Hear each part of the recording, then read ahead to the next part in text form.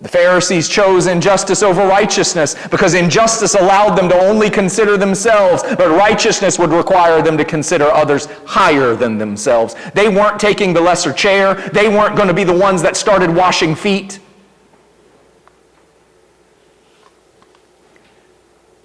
Haven't you ever had a point where you said, well, I'm not doing that? Okay, God, I might go this far, but I'm not doing that. That's the invitation for unrighteousness. Because what it says is, what I want is higher than what you've called me to. And that's the upside down, that's the flip that has to happen in our hearts. Where we can say, what I want is whatever you've called me to, no matter what it costs. So tonight I'll ask us, which righteousness are we living in? Are we living in the religious righteousness of the Pharisees, or the relationship righteousness of Jesus? Are we choosing religious activities or relationship equities? Are we valuing others or are we exalting ourselves? Are we protecting our place or are we making a place for those who've been left out? The church's role in every culture is to be different and to make a difference. And I'll tell you this, that cannot be done by politics, by policy, by good deeds, by marketing, or by publicity. It's not done with the wisdom of men. It's done by righteousness. It's done by the wisdom of God. It's done when the way God's people live is consistent with the message that they preach. It is done when we exalt Jesus above all else, when we exalt the cross above all else, and when we can say, nevertheless, not my will, but yours be done.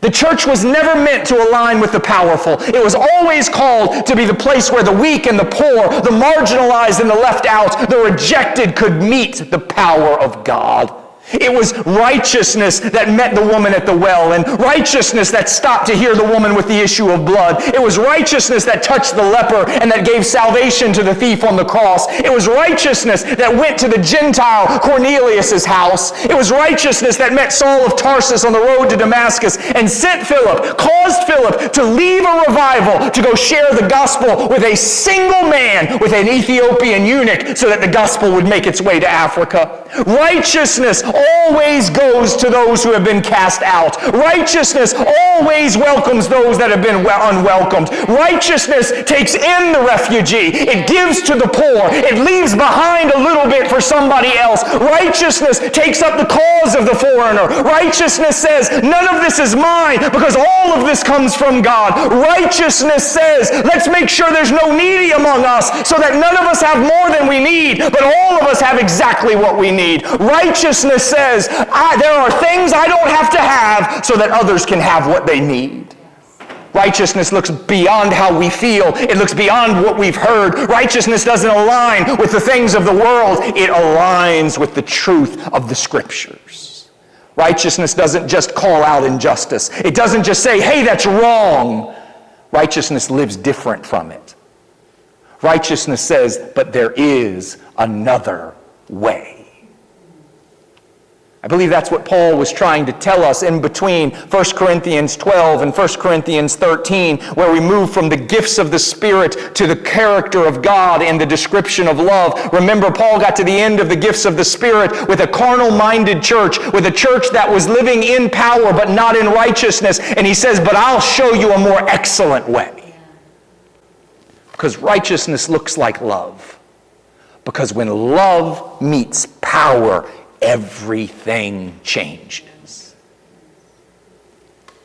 Again, righteousness doesn't just call out injustice, it lives opposed to it. It doesn't just point it out in the lives of people around us, it looks for it in and of itself. It doesn't just acknowledge the problem, righteousness becomes the solution. And so tonight, as we prepare to close, I'll ask us to search our own hearts and find those places of unrighteousness, to search our own hearts and find those places where religious activity has gotten in the way of honest and truthful generosity. I ask you tonight, how will we as the body of Christ, but even more as we make our way into this John the Baptist fast, how will we as City of Refuge be the righteousness our culture desires, our culture needs? How will we be the righteousness of God in the midst of a depraved and crooked generation? How will you and I choose and find our way to be righteousness in the injustice of abortion? How will we be the righteousness of God in the injustice of sex trafficking, child abduction, and the increase of sexual perversion? How will we be the righteousness of God in racial injustice, police brutality, the reality of white privilege, and the devaluing of people of color? How will we be the righteousness of God against anti-Semitism in the world and the heretical replacement theology of the church? How will we be the righteousness of God in the divisive world of politics, social media, and the dissemination of false information? How will we practically and literally shine like stars in the universe to a crooked and depraved generation? How will we hold out the word of life to the dead and condemned world that we live in? We've got to decide, and we've got to decide now how we will be different.